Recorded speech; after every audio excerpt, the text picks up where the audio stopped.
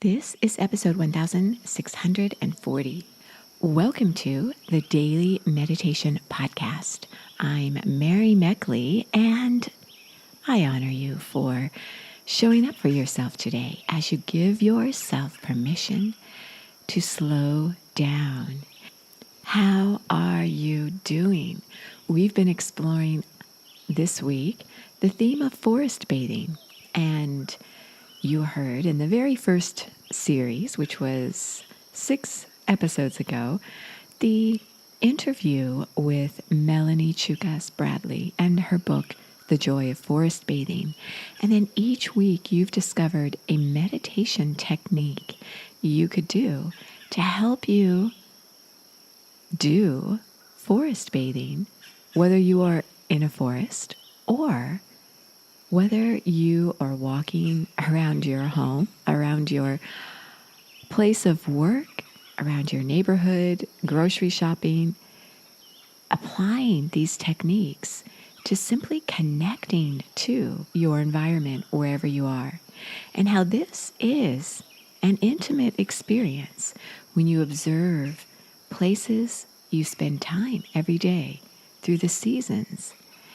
You observe subtle changes and feel as though you're a part of your environment around you. And this is really the essence of forest bathing. Of course, the more you put yourself in nature, especially among tall, green, ancient trees, which we don't always have access to, but if you do have access to a forest or woods, you can breathe in a lot of beneficial phytoncides that are released from the trees.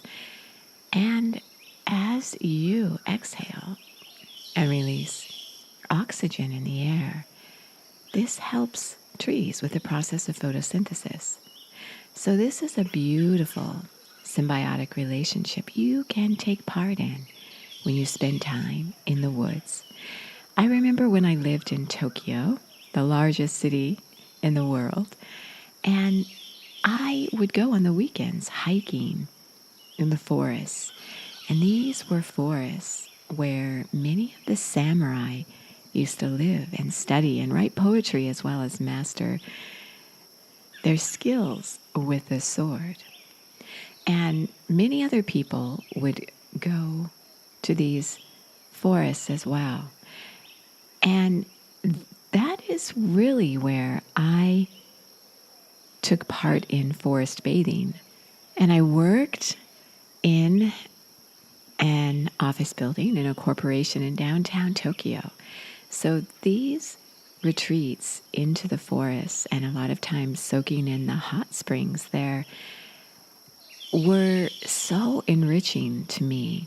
And inevitably there would be a little tea hut where I would go and sip tea and eat what are a type of bun filled with beans, bean paste.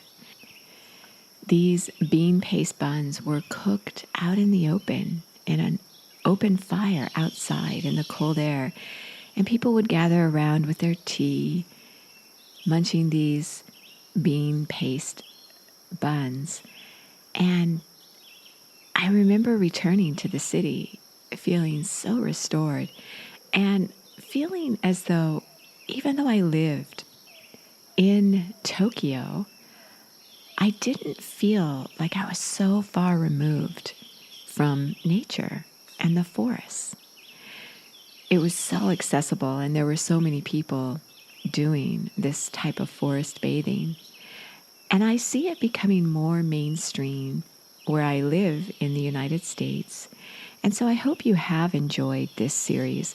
If you're just joining us now for the first time, you can go back and listen to some of the episodes, or, as always, you can receive the full guided half-hour forest bathing meditations that I share on the Sipanome meditation app.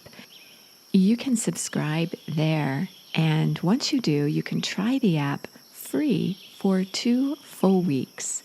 It's access to over 1,600 meditations, the full library, And you also receive a journal to go with each week's series, as well as a guide with the different meditation techniques that I share with you each week. So that is a way for you to be guided into full meditations if you want to take your ritual to the next level and go a little more deeply into meditation. In today's episode, I will share a technique with you that you can do in your own meditation to help you forest bathe. I'm recording this for a Saturday's episode. Of course, you can listen to it any time you want. But if it is the weekend for you, or really any day of the week, I hope you will take some time walking in nature. It may be cold where you are, or it may be hot, just depending on the hemisphere where you're living and listening to this series. But adapt to the elements. That's really part of what forest bathing is all about. It's not trying to put a layer between yourself and whatever's going on in the environment, with the weather, or anything that may be happening in your life. It's being incredibly mindful of this very moment you find yourself in this place, in this time, and connecting with where you are. So if you're going through a difficult time and you're struggling, honor that. Feel your pain without masking it. If it's pouring rain, well, you might not want to walk out in pouring rain, but sometimes it can be good for the soul to do this, to accommodate what's happening with the weather, which is something you can't control, and we often can't control what happens to us either. So when you do this kind of a ritual on a regular basis, maybe you could build it into your lifestyle where you forest bathe every Saturday morning, or every Sunday afternoon, or maybe every Wednesday on your lunch break from work. Build in some time to notice the subtle changes of the seasons, the weather patterns, of the people you pass, of whatever is happening in your life. And I encourage you to keep a journal, a forest bathing journal of your experiences. So as you get ready to meditate today, as always, relax your mind and your body and spend a few moments simply being exactly as you are, not trying to control how you feel, not trying to control your breath, allowing life, emotions, experiences to flow through you in a real way, your authentic self, connecting to whatever's happening in this moment now. I have so enjoyed sharing this series with you. As always, you are so worth slowing down for.